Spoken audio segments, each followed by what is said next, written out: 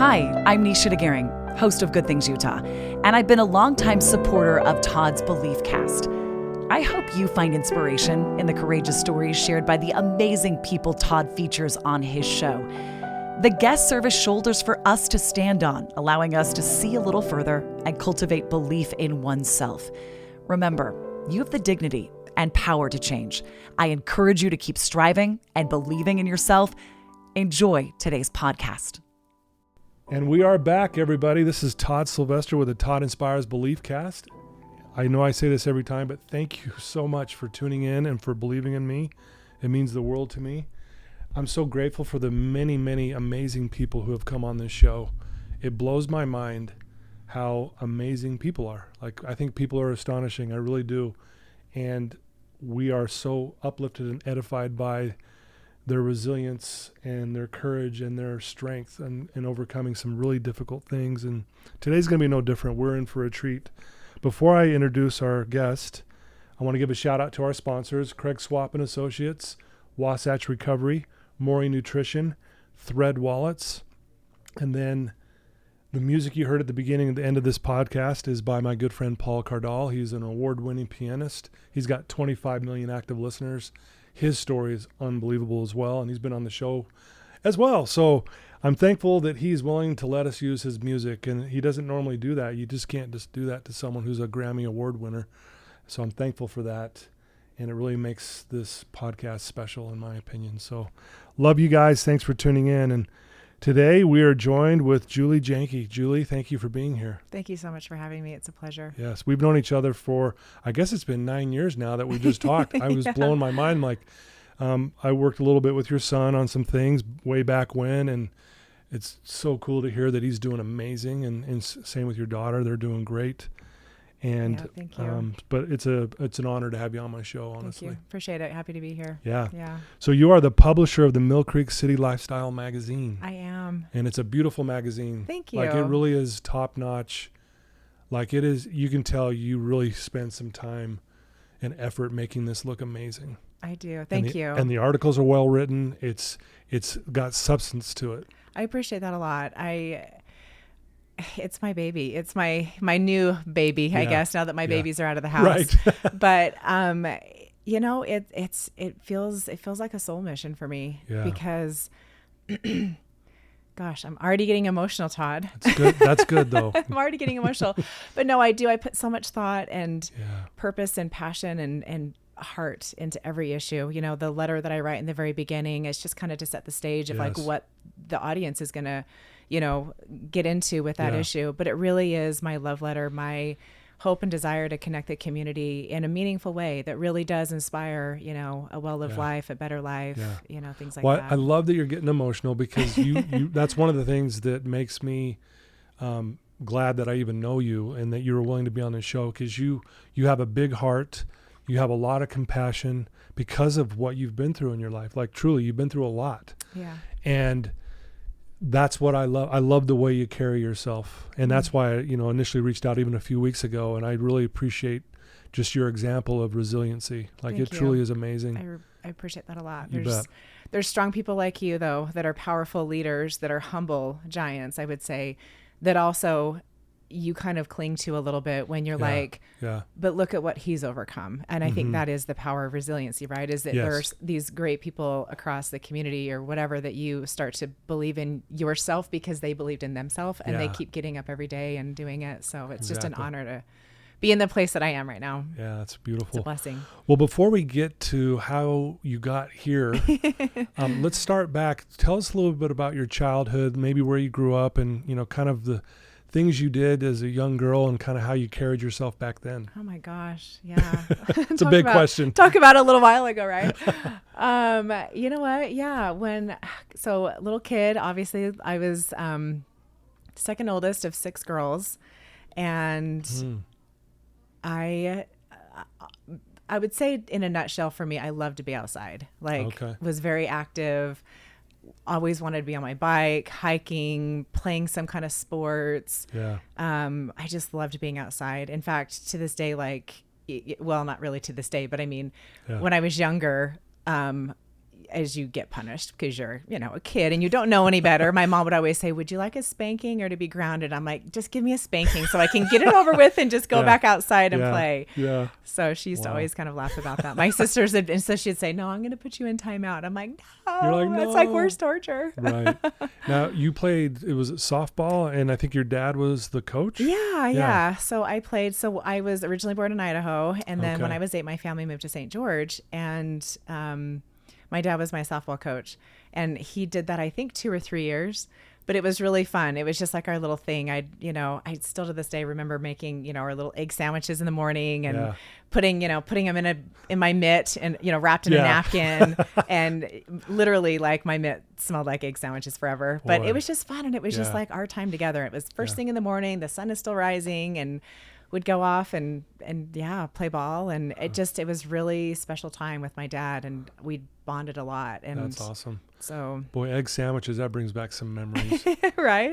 It's been years since I've had an egg sandwich, but I remember when I was younger, they seemed to be the thing. They were the thing. It was and it was just regular toast. Yeah, and it was just like a couple fried eggs, and he'd say, Julie, go make me some egg sandwiches. And, so. Well, and if you always, if I remember, wanted to be the MVP and was very driven. Very driven. Again, I think that plays out who you are today even. So even back then, very driven person, wanting to really be good at what you do. Yeah. Right? Is that fair? Yeah, absolutely. Yeah. I always have just like wanted to be the best. Right. Yeah. So I would work so hard to be the best hitter, to I was second coach or a second base so that I could be in the action and just really make sure that I was accountable for how the team did.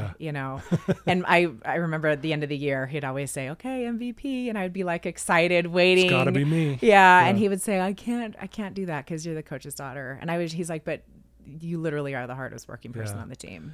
And really good for him to recognize that, because it probably would have done maybe more damage to you from the other kids going, she just got it because her dad's the coach. And you know what I mean? Yeah, for sure. So good for him to, doing that hard decision, because that would be hard. I know, right? Yeah, for sure. Well, so I think like most kids, if not every single kid, when we grow up, we struggle with, just who are we? Mm-hmm. We struggle with our self-esteem. Yeah. Am I good enough? Those kind of things. Let's just get right to it. I know, like all of us, we have conflicts sometimes with our parents and things like that. Talk a little bit about just kind of some of the struggles, just growing up and going to junior high and high school, and then trying to navigate mom and dad and all that stuff, if that's okay. Yeah, for sure. I'll just say I had no struggles with my dad. He was like my best friend, I thought. I loved hanging out with him. My mom, on the other hand, we just were like butted heads constantly. Yeah. And I don't know why, I was second oldest. I don't know, but anything that she like, I don't know, from whether it was, not wanting to listen to her rules. I felt like she was controlling, and, I felt like she was controlling, and I felt like she just didn't want us to do stuff or something. Like we'd, have to clean the house every Saturday, and if you clean the house, then you can, if you clean the house, then you can go play with friends after school or whatever. And we never would get to go play, and I just would get mad at her, and then we'd have like our, prom dates or whatever. And, she just, while she was supportive and happy or whatever, she just had her own little rules, right, for life. Right. And so I think I just grew up constantly pushing her boundaries. Yeah. And she, let me know that I wasn't going to get away with anything. Yeah. And I know that it was out of love, right? Sure.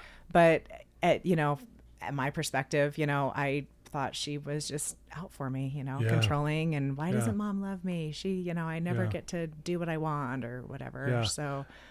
And I do want to point out, we talked about this before we went live even, it's like how you acknowledge, she was doing the best that she could with what she knew. Yeah. And I think all of us as parents, right, we're winging this thing.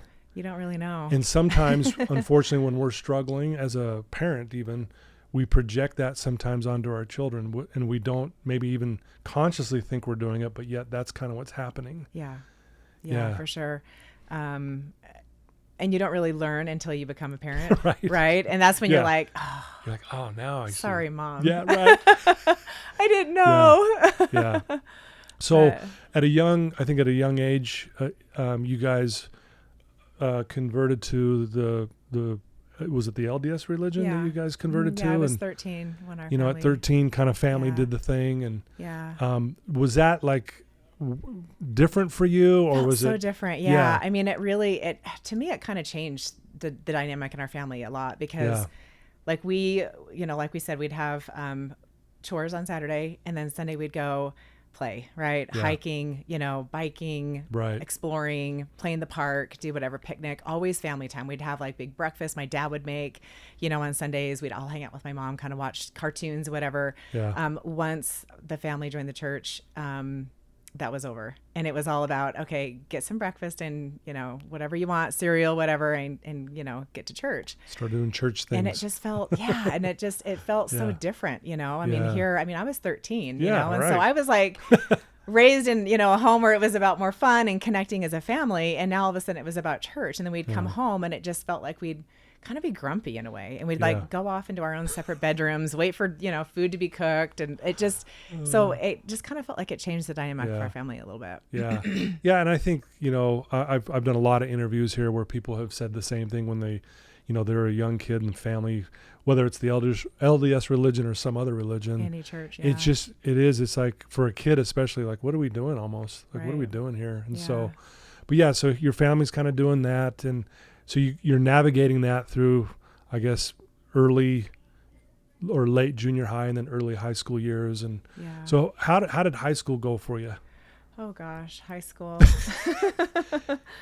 High school was fine. I mean, I wanted to be on the basketball team. I athlete, right? Still into sports and all that. Still into sports, And so, but I mean, I would say that I kind of just tried to skate by. I didn't really care, I just wasn't really that excited about high school or passionate. I just was ready for like the next phase of life, right? Like all I started thinking about was like getting out of the house and going to college and moving on with my life, getting outside of my mom's clutches, you know, so that I can't be grounded anymore. Yeah, right. Yeah. So you eventually did that, right? Didn't you move to, was it Boston, I think? Yeah. So what ended up happening is I started at Dixie College, and then you went to Dixie? I did. So did I. Did you really? I went to Dixie College for a year and a half. Oh, that's awesome. That's fun. I was there for a whole semester. And wow. I had a return mission, or I had a missionary boyfriend, obviously. So we dated when I was, I don't know, I think we dated about 2 years. Okay. And I sent him off on his mission. And I just, you kind of get into a slump, right? And so my mom said, why don't you, my grandpa had just died, and my grandma was, really lonely. And she's like, why don't you move in with grandma for a little bit and, kind of just restart your life or whatever. So I moved back up to Idaho, where I was from, lived with my grandma for a little bit, and then was like, you know what, I need to get back into school. So I ended up going to Rick's College. Okay. And so I went to Rick's for a little over a year. And I don't know, I hated it. Yeah. I hated it. It was kind of like living at home. It was also kind of controlling and rules. It's a strict setup up there. Yeah. So it didn't fit you. It did not fit me at all. Yeah. In fact, I was dating a guy. My aunt had introduced me to somebody, the guy that I ended up marrying, my ex-husband, but, and we went camping one night, it was no big deal. It was just camping. We loved being outside. It was, nothing happened. We were just camping, but they didn't like that I had an overnight, and so I got on probation like pretty quick. Okay. I think, within a month of school, I was on probation. You rebel. So that was me. Yeah. So, I know that you guys ended up getting a divorce, right? Yeah. And we don't have to go into all those details, No. but I mean, that had to have been a challenging time in your life, because here you are trying to find yourself. You're not really fitting in with the changes in the family. Yeah. Talk about that, because I would imagine that was a tough transition for all of it. Oh, it was hard. I mean, so we did, after, we got married, and everything, and kind of just, to me, I think it was more of a, this feels like it fits a need. I can get out of my mom's clutches and get married, and then yay, I can do whatever I want, you know? So I was 20 when I got married. Okay. And I just wanted to get out of the small town kind of thing. So we did. We moved to Boston. Really kind of, I feel like grew up there because there was so much passion with people. And there was I started working at Massachusetts General Hospital in the Women's Cancer Center. Fell in love with working with healthcare and with people and like the compassion industry, right? Sure. And I was like, this is so amazing. I want to do this. And so we really like became best friends at the time. Yeah. So we were really close, decided to start our family. Obviously, you get blessed with twins. It's not something you really plan. Right. But then through the transition of, Boston and the twins and everything, we decided, we should, move closer to home so we can raise our kids next to their family. Sure. We were both raised around our families and we wanted that for our children. Yeah. So we ended up moving to Salt Lake, which is where my family had moved when I was in college, at Rick's. And I don't know, things just got really hard as life does, right? We had 2 babies. It was right before their first birthday when we moved here. And it was I was on the fence of, do I go back to work? Do I stay, a stay-at-home mom or whatever? But it just didn't feel right to me not to contribute to the household in any way. Yeah. So I did started working at St. Mark's Hospital here. And I remember one day my husband came into my work and he was like, I got fired. And I was like, what? And it just felt like we were barely starting to establish ourselves in Salt Lake. Right. I mean, I think we'd been here maybe 9 months, 6 to 9 months. I can't remember exactly, and I just being the nurturer, I was just like, oh my gosh, I'm so sorry. Go home. My mom's watching the twins. Take care of yourself and we'll figure this out. There was never a conversation and he just checked out. Oh man. And he never went back to work. And I tried to increase my hours at the hospital. It was 12-hour shifts. But so I was working all the time. And I mean, 12-hour shifts, you're gone from 7 to 7 or 8 to 8, right? So that's the bulk of the day. Oh yeah. So my babies didn't really know me. Yeah. And I did that for a while. And I got to the point where I just started really resenting him. And I thought, wow, he really checked out when things got hard. And there was no conversation about when he's going to go back to work and everything. And we'd, go to the park on a Sunday or something. And one of the twins would, they were only 1. They were like, whatever. Yeah. Trip and fall. Dada. And I would be like, no, mommy's right here. Yeah. And they didn't want me. And it ripped my heart out. And I was like, this is not why I had kids, was so that my kids don't know me and I'm working so hard. And so, after a while I was like, I need help. You've got to go back to work. I want to be able to be home with the kids more. And he was just like, you've got us. I don't need to. And I was like, I make $12 an hour. I don't really have us. Like I was 25 at the time. Right. Yeah. So anyway, so I think it just kind of started the beginning of the end for us. And even though we tried really hard to go to counseling and, make things work, I think what we realized is that I was growing so much as a person and he didn't really grow so much. He was kind of always just the same person. Like I think even to this day, he's still kind of the same person that I met. I have changed and gone through so many iterations of myself, just as my beliefs and my spirituality has evolved. And so anyway. Yeah.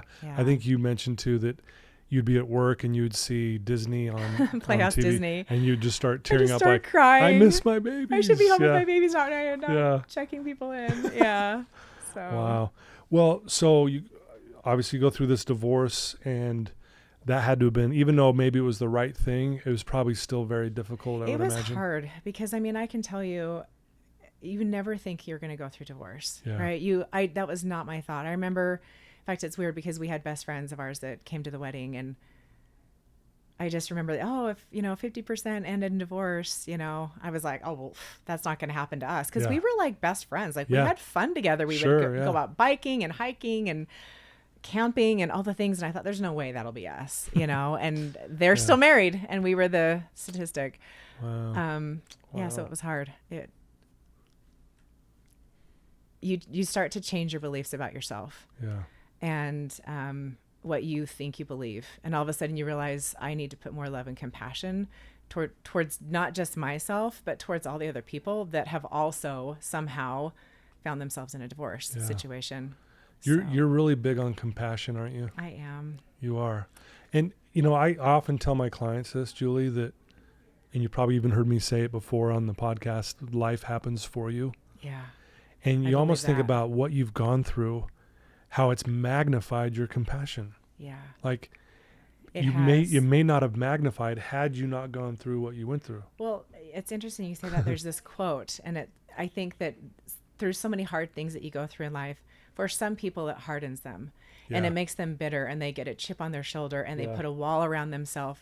And for others, it softens them, and it helps them open up and love each other more. And that's exactly what I have chosen to let happen to me. Yeah. Is I now try to love people more and see compassion more, and really, you can see hurt in people's eyes. And when I see people, sometimes I'm like, I just want you to feel seen. Yeah. I am sorry, whatever you are going through right now that's behind those tears or behind that heaviness that you're feeling, it's going to be okay. Yeah. And so I really just try to love people through, and compassion's that's a big one for me. Yeah, you're great at it. Thank Seriously, you. You're so good.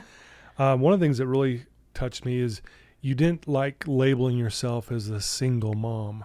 What would you how would you label it? I would always say I'm an independent mom. Independent mom. For some reason, single mom sounded victim-minded to me. Yeah. And I didn't want to be classified in this, well, I'm a single mom, like have pity for me. I was like, I remember reading like Dr. Phil was one of my very first self-development books when I was like 25, 26, realizing, oh my gosh, I'm going through a divorce. Yeah. And I realized I need to really work on myself. And I don't know, it's just interesting how one of the things that I read was, like my parents, they didn't mean to do anything to me, to hurt me, to put me in conflict or whatever. They were doing the best that they could. I think we're all just really trying to do the best that we can. Yeah. So, I was coming around to something that has slipped my mind. That's all right. Anyway. Well, and again, I just love the power of words, right? The words are powerful. And I love that you said, no, I'm an independent mom. I mean, that's powerful. Yeah. Right. And I love how it makes it more, less I'm the victim to no, I'm progressing, moving forward, and you watch me kind of thing. Yeah. And I just realized what I was coming back to. It was realizing like I have power. I'm trying the best I can do, like we're all just really trying our best. Yeah. And it's how we label ourselves, which help us have our beliefs about ourselves and whether it empowers us or it limits us. Yeah. And so I thought if the more I choose to be independent, the more I choose to just, hey, I made my own bed. I chose to get married young. I chose to, for whatever reason, right? It was for my best good, because had my divorce not happened, I don't know that I'd be the person that I am today. Yeah, right. And I'm grateful for that. Wow. And I can look That's now amazing. and I'm grateful for my ex-husband who, would take the kids Wednesday and Thursday night so that I could go to school, and even though there was no child support or financial support, he still helped in that way. Yeah. And now I'm like, you know what? I'm going to be grateful for that instead of be like, I got no child support. I got no help. It was like, you know what? No, I wanted to be a mom. Yeah. That was so like one of the best things I love about my life to this day is that I'm a mom. And I just thought I can take care of him. Yep. It's fine. It is what it is. And so I really have let that empower me and kind of catapult me into striving and pushing to just continue to like be the best person I can be, raise my kids in that way, the same kind of mindset, and also like not have any negative or bitterness towards him or anything, because he didn't know either. Like we were both just kind of, figuring out life as you go kind of thing. Wow. Right. Yeah. The power of choosing that, right? Because it would be easy to slip into resentment and all that other stuff, right? And those are such hard feelings to know, carry. Right? They're hard. They're hard to carry, and they suck to walk around life with. Yeah. And then you realize that you're not feeling any better about holding this resentment. And so I remember actually looking at him just like and saying, I forgive you for whatever. I forgive you, and actually thank you for still showing up in the way that you have for our kids. It's not, there's, and it's like weird how we have expectations of people in our life. I want him to do more. I want him to be more, whatever. But I just thought that's selfish of me. Yeah. Like everyone gets to have the experience that your soul needed to have in this life, And so it's like my kids are having their own experience, with their dad, who he is. And he's a really sweet guy. Great he's guy. kind. Yeah, sure. He's, Yep. I know he loves our children, but they're having their own experience with him, and it's helping them shape their life, just like, my experience with him was too. So yeah, what's the old saying? Unspoken expectations are premeditated resentments. Interesting. Yeah. Right. Wow. Boom. Boom. Right. Yeah. But yeah, no, I love that approach, and I love that you chose that path, because that's really served you so well. It has. So here you are, single mom, going to school. You eventually graduate from the University of Utah, right? I did, yeah. Yeah, which is amazing. Thank Congratulations. you. Yeah. Might have took you a minute. Took me a long time, probably longest bachelor's degree in history. But I just knew that once I got that, it would catapult me. How long did it take? Do you mind if I ask? Okay, well, because I'll tell you how long it took me. Really? I bet mine took longer. Oh my gosh. I'm guessing. I want to say, realistically, it probably took about 12, 14 years. Okay, mine took 11. No kidding. Yeah. Wow. Yeah. So hey, we're the same. We're in the same. Good. Yeah. And I have to do the math, because I should know this number, but I'm like, because I think I started school initially around 2004. Uh-huh. Okay, I'm off. I think it was about 10, 11 years, because I started in 2004. Okay. And then through pauses and maybe 2 classes a semester or whatever, but I ended up graduating in 2014. Okay. So hey, it doesn't matter how long, you did it. Yeah, and that's amazing. I did, yeah. Good for you. That's nice. Yeah, thanks. And then you got involved with yoga. Yoga's been something you've really learned a lot about yourself, correct? Yeah, yoga's been a massive blessing. When I did start school and was working full time and taking care of the kiddos, and really trying to be a present mom, but have all these responsibilities, right? Get homework done and all that. It's funny, my son had a friend and his mom, we'd have these play dates and everything. And at the time she had this incrable body, and I was like, oh, she's so muscular and lean and everything. What do you do for working out? And she was like, I do yoga. And I'm like, what is yoga? I had never heard of it. Yeah. But, so I started doing yoga, and I just realized how much better I felt about everything. My stress, the way I could process thoughts, the way my approach to life. And so I just became kind of a student, did yoga a long, long time. And then I decided, you know what, I think I want to learn how to teach. And just because of the impact that it had on my life. So I took my yoga teacher training through Dana Baptiste, who used to own Center City Yoga in 2011. Okay. Yeah. Nice. Yeah. And it's cool because a lot of the teachers that, was part of that studio, they've become friends. I mean, James Hardy was Adeline's guitar teacher for a while. Really? Scott Moore has been a great friend, and I've done several retreats with him. It's cool. It's kind of cool. And I noticed one thing that I like too is it kind of gave me a community. There were friends that, I mean, because you're all like-minded, right? You're trying to grow, you're trying to expand your life, your consciousness, your understanding of how you exist in the universe. So it really, provided a lot of spiritual and physical benefits for me. It's amazing. Yeah. Yeah, I know. I'm not a yogi, if you will, but when I do it, it's amazing. It feels great and clears your head. It does. Yeah. Well, and it's. I mean, yoga means union, so it's really the union of mind, body, spirit, right? And it's the only exercise that you do that really encompasses all three. Yeah. So. And is it namaste mean the light in me sees the light in you? Yeah, basically. Yeah. Pretty much. Yeah. Yeah. Namaste. Namaste, yeah. Todd. How cool is that? Yeah, you're definitely a light for sure. Thank you. Well, there's you've been through a lot, and you've worked your butt off, and then your kids have grown up now, and they're out of the house, and now it's you, and you're almost like, what do I do now? Mm-hmm. And then here comes this publication of the Mill Creek Lifestyle magazine. Yeah. Let's talk about how did that even come about, and how is that even on your radar? I'm going to say I'm going to get emotional. It kind of felt like an answer from God that I was praying for.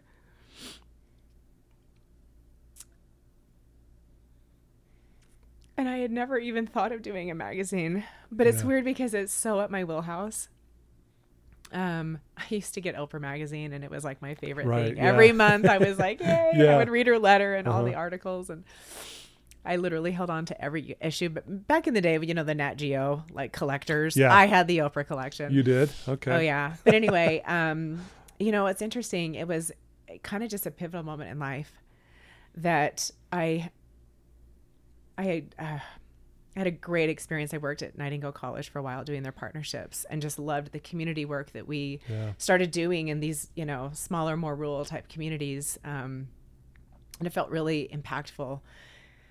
And was time to kind of just shift away from that and found another, job that I felt like was going to be another, kind of a step up the ladder, director of partnerships kind of thing, where I was senior manager in partnerships.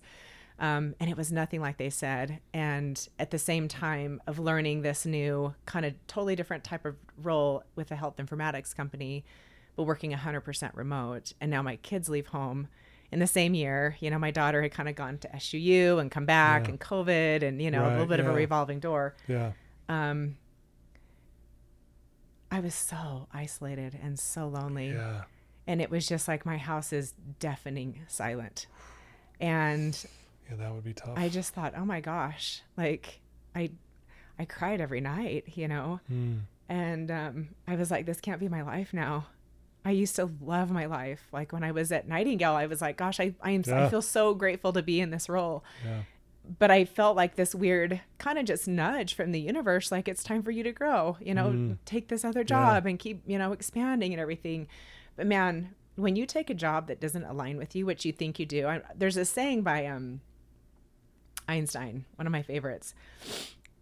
And it's the whole, if you teach a fish, everyone's brilliant, but if you teach a fish to try to climb a tree, he'll grow up his whole life thinking that he was stupid. Yeah. And I really feel that, it's not to say there was anything negative about the company. They tried so hard to support me and to align me, but it just didn't fit. Didn't fit with you. And so I was home, isolated, hardly talked to people during the week. I thought I was getting into this role where I was building relationships, where it was heavily just through email, and it was just a lot of research.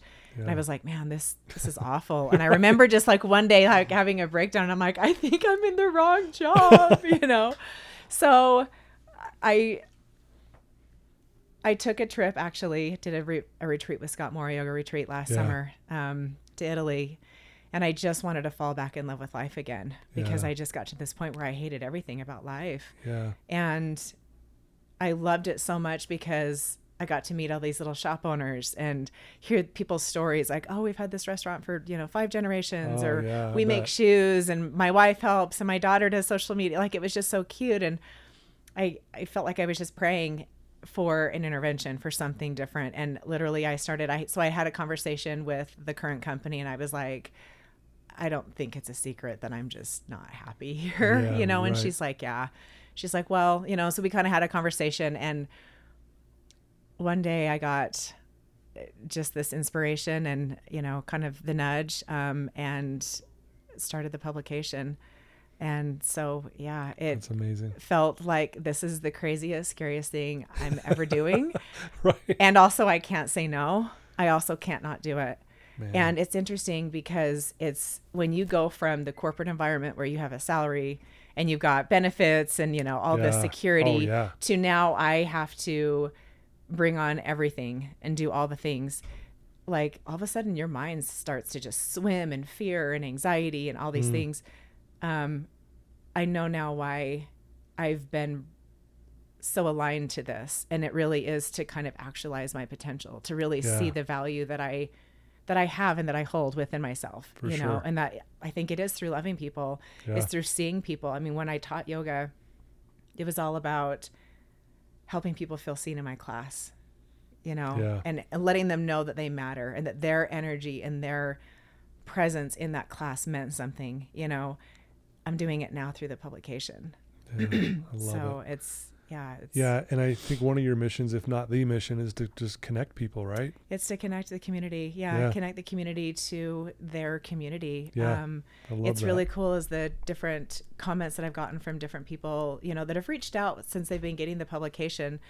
They're like, I love this. And the reason I love it is because I'm knowing my neighbors now. I love hearing the stories. I love kind of just interacting with the community in a completely different way that just shows up every month that they're, on their mailbox. So.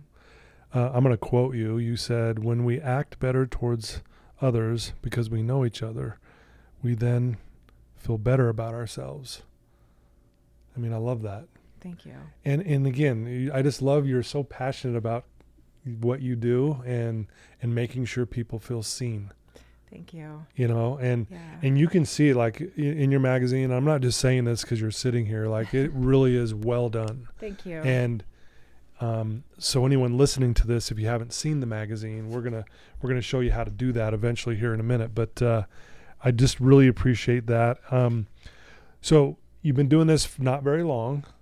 What's your big vision of this thing? And is there more you want to do to this, or are you just kind of like in your wheelhouse with it where you're at now and just kind of trudging along? I want it to grow. Okay. I want it to grow because then I can, share more stories, inspire more people, celebrate more people. I think that everyone deserves an opportunity to be seen, to be acknowledged.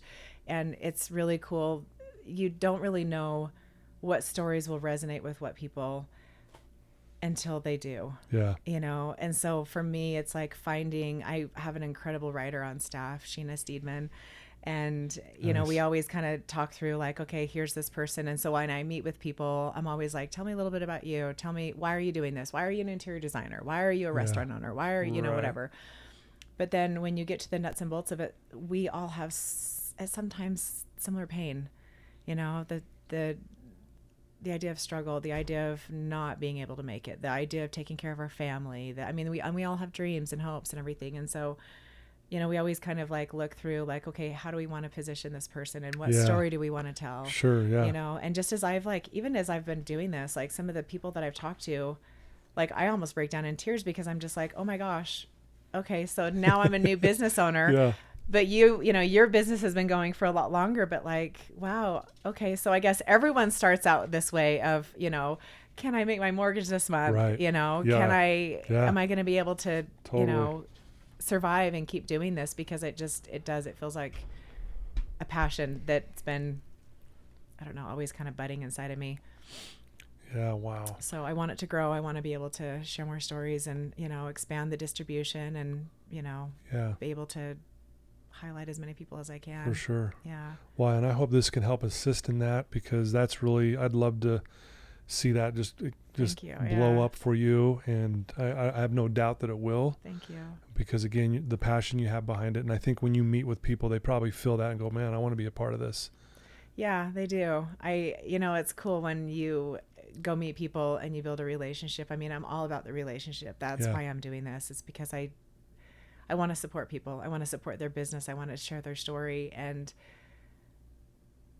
the cool part to me is that I get to work with the most incredible partners now in the community, people that are also community minded, who also have a desire to, support other people and, through their, I can, Chris Ross, who's the owner of Helm on, State Street in Murray. Yeah. Incredible guy, father of 4 boys, but he's, we talk about just the power of building relationships with people. And just when you can go in and he puts beautiful custom furniture in homes, your home is your sanctuary. Yeah, totally. And so for him to be able to go in and do his dream and his passion, for people, and then have them go, oh my gosh, we love it. We love how it looks or it feels or whatever.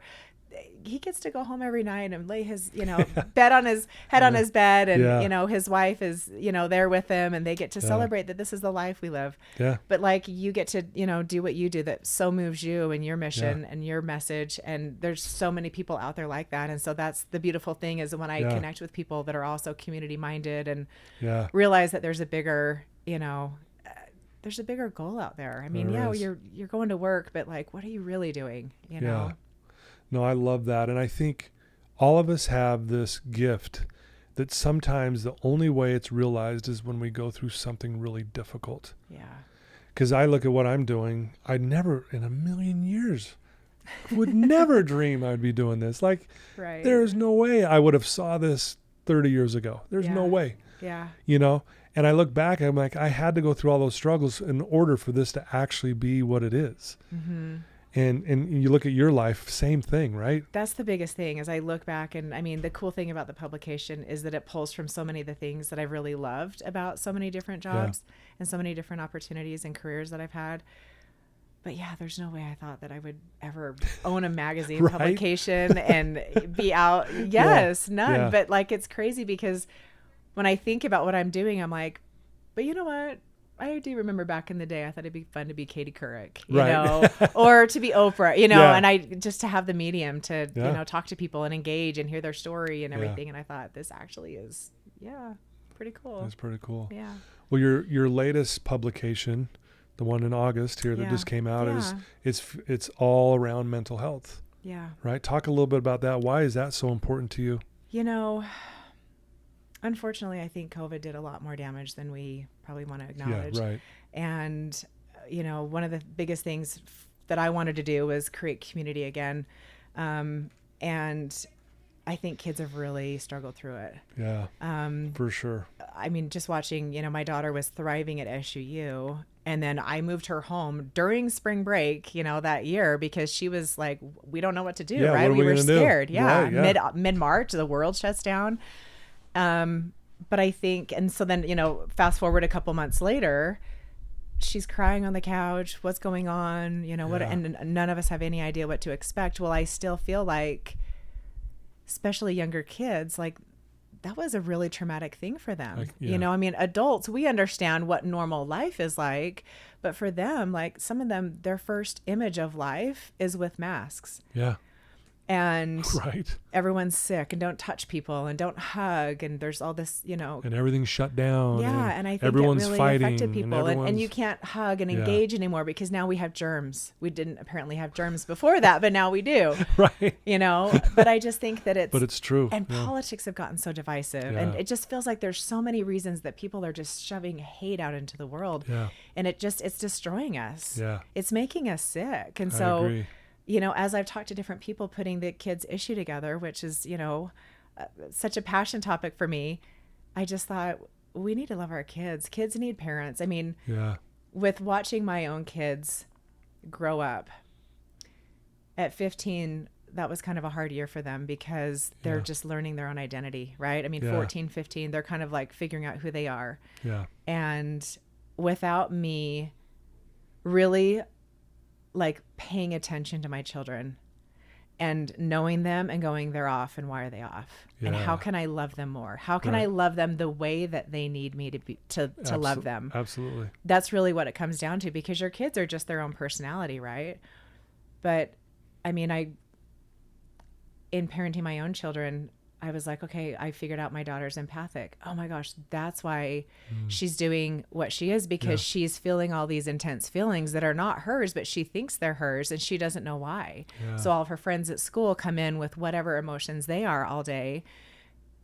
Wow, that's a lot for a 15-year-old. For sure. Yeah. You know, so I had to teach her what that was like. You know, my son had his struggles. And so I just think, and it was crazy because the friends that my son was hanging out with at the time, I had to call his parents and just say, or their parents and just, you know, hey, did you know that, you know, the boys or the kids are not really, you know, doing the most productive things, we'll say, you know, with time or whatever, not going into details or anything, but, and they would say, well, we had no idea. Thanks. You know, and I've just realized like life is so expensive. You got most of the time 2 parents working. Everyone's just trying to do their best, right? Everyone's trudging through, kids are, unfortunately, I think, taking kind of the brunt of that because they need attention. I mean, when I was a kid, what did I want? I want time with my parents. Yeah. And so I hung out with my dad because at least helping him outside in the yard, I still got attention with him, right? Yeah, sure. Nowadays, it's like, well, you know, how are we loving our kids? And so the issue really is about, take time to slow down and be with your kids and get to know them and really hear them, really help them feel seen. And so the issue is dedicated to mental health because I think that there's a lot of kids that are really struggling in silence, that they don't really know that, you know, how they're feeling isn't okay and it's not right, and that there is help and there is resources. Sure. So, you know, there's a couple articles that we mentioned, providers in the community that are, you know, kind of offering some unique services. But there's honestly so many partners now that I'm working with that are all mental health based practitioners of some kind that are out there to help you, to support you, your family. You know, you don't have to know it all, but you do have to be awake enough to like show your kid, point your kid to the right direction and go, okay, he's struggling or she's struggling. And, you know, here's someone that can help kind of thing. No, it's great. You're doing that. And It's a great great magazine, but there are a lot of great articles in that Thank you. publication. So yeah, I would recommend anyone reading that, especially if you do have a son or a daughter who's struggling. You're maybe not sure what to do. Acting different. Right? Yeah, what do we do? Just not engaging the family, like kind of lethargic at what's dinner. going on? What's going on? Hey, let's take a walk around the block. And I just, I think in a way we overcomplicate things anymore. Totally. And it's really like, let's just be simplistic. What are the fundamental rules of family, right? Just spend time together.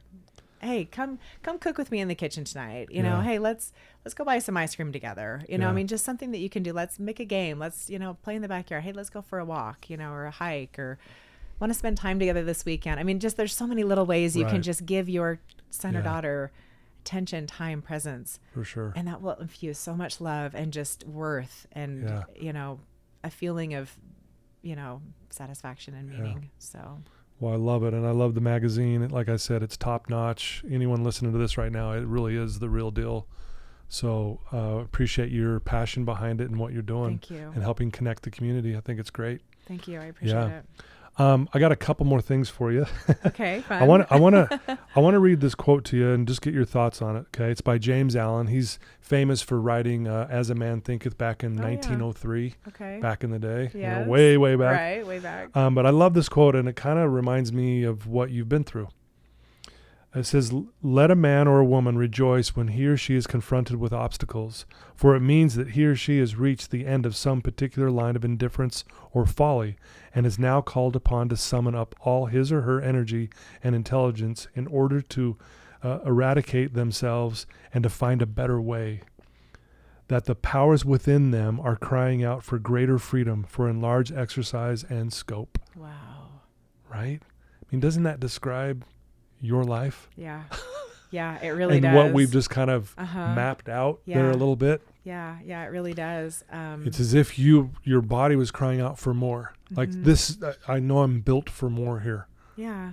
Well, and I think that's the difference of really listening to yourself. Because I like to say, courage and fear are the same thing. Yeah. The difference is one has action. And I like that. I've never heard that before. That's cool. Well, if you think about it, it's like courage is hard. It's scary. I know. Yeah. Right. Oh my gosh. It's like, wait, do what? Leave my comfort zone and my job and go start a publication. But I have grown so much. And I have to say the thing I think I've learned the most and I've grown through the biggest is just the love I have for myself now. Yeah. And the way I appreciate myself and the way I take care of myself now. It's so different. Yeah. And it's so much more gentle, and I hope I can continue to do this work forever because it's made me such a better version of myself, to some degree. But you really have to choose what path you're going to allow your thoughts to go down. Right. So yeah, I love that because when you do hear that soul calling, you can either ignore it or you can walk towards it. Yeah. And so I have always just been that one to kind of walk head straight into the challenge. And it's kind of been, the theme of my life. And but see, pick the roses and smell them along the way and try to find as much joy and passion and meaning and all that as you can. Because at the end of the day, point out one life that's not hard. Right. One person that's just had it easy. And if they do have it easy, they're not happy. They're not happy. Because they don't have a sense of self. Yep. They don't have a sense of who they are. And there's so much, gratifying pleasure and oh my gosh, look at what I did, kind of thing. So. Yeah, there's a quote out of the book, Live Your Life in Crescendo by Stephen Covey and Cynthia Covey. Oh, cool. It goes like this. We never know how strong we are until that hidden strength is forced to come forward. Yeah. Like we're almost forced to realize how strong we are. Mm-hmm. Like, okay, you don't think you're strong? Well, this is going to make you realize you are. Yeah, totally. Even though it sucks going through it, right? Guess what? Life just got a little harder. Wow, I love that. If there's someone listening to your voice right now, Julie, that's struggling, they're in a dark place. And they're just right now listening to you. Yeah. And they're feeling in a bad spot. What would you tell that one person right now? Oh my gosh. First of all, call that person in your life that you can call and just tell them, I need love right now. I need struggle. Secondly, I would say pull out anything Joe Dispenza, because I love Joe Dispenza. Yeah, he's awesome. He is the most incredible, He really inspiring is. guy. He is amazing. But you're not alone. You're not alone in Yeah. your struggle. You're not alone in your thoughts. I guarantee half of the people that you could walk out your door and see at a grocery store or whatever have had those same thoughts. Yep. And they're temporary. Yeah. So don't sit in them for too long. But I would say call a friend that that, Yeah. and just say, I need you right now. I think so many times we do the opposite. When we need people, we get embarrassed. And we don't want to let people know that we're struggling. And so we don't reach out. It's when you kind of like start to isolate. Pull away. Yeah. And that's the opposite of what you need to do. And so I would say for someone also, like if you haven't talked to a friend or a family member that you are used to talking to, or call people. Yeah. Let them know that you're thinking about them too. I kind of have this thing like, you're driving and you have a random thought and something pops up and you see something that reminds you of somebody in your life. Call them. Hey, I have a thing. You know what? When I think of someone, I call them and let them know, hope you're doing well. Yeah. Just sending love and light or whatever, whatever you want to say. Oh, I love that. Great advice. Thank you for sharing that. That's beautiful. You're welcome. Thank you.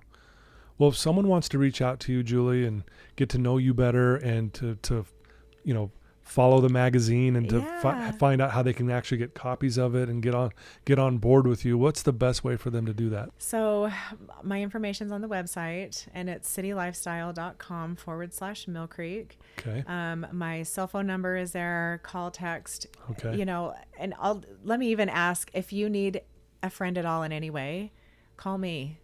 Yeah. I will be your friend. I will remind you of your greatness. I will remind you of your power, of your worth, that you are an incredible human, because I truly believe that. I'm going to call you every day now. You should. Hey, can you just remind me real quick of who I am? Yes. Thanks, Julie. Okay, talk to you later. Yeah. I'll talk to you tomorrow. Yeah, exactly. No, I love that. That's beautiful. But no, seriously, I want people to know that they matter. Yeah. And so my website, citylifestyle.com/Mill Creek. Okay. My email, my phone number is on there. Okay. They can opt in and subscribe to get it digitally, in their Gotcha. inbox if they want. Okay. They can always peek on it, just on the website, the new issues or whatever. They can also send me an email and say, hey, we'd like to be added to the publication. It's a direct mail magazine. Kind of goes out in the hyper community area of Sugar House, Mill Creek, and Holiday. Okay. It goes to residences and also some businesses in the area as well. Nice. And it just, again, speaks of lifestyle. But if you would like to get a publication every month, I'd be happy to add you to the mailing list. You can live in Cottonwood Heights, St. George. I have friends in Colorado that are getting it. I mean, it's meant for you if it feels like something you want to be part of. I put my heart and soul into it. So I love it. Yeah. Well, we'll put that link in the show notes when we go live, so people can just click right on it, get right to the website, and then they'll have easy access to it. So we'll make sure that works. Thank you. But yeah, I encourage anyone listening to this right now to go take a look at least. Go take a look at it. You'll be surprised how amazing it is. And at the same time, after listening to Julie's amazing story in her life and what she's overcome, how would you not want to be a part of this, in my opinion? Todd, I'm serious. You're a sweetheart. Like it's amazing. So I can't thank you enough for spending some time with me today. It was a great conversation. We both got a little emotional at times. Yeah. I love your passion. I love the way you carry yourself. Thank you. And I hope this will help you in any way. But more importantly, I think the overall message that I took from this is that I matter and that people care about me. Mm-hmm. And that's really what you're saying. Yeah.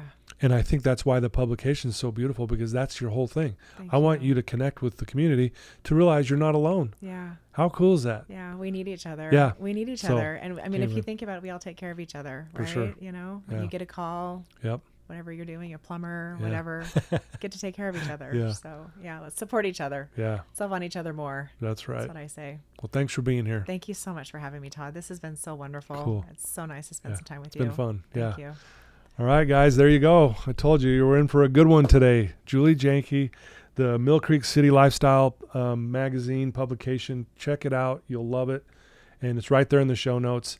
If you have a loved one who's struggling, it could be a son or a daughter or a spouse or a boyfriend, girlfriend, mom or dad. It doesn't matter. If you don't know how to talk to them, send them a link to this episode and it'll break the ice. Just say, listen to Julie's story, and then I'm going to follow back up with you. And it's a great way to break the ice. So I challenge you all to do that, because everyone needs to hear from everyone.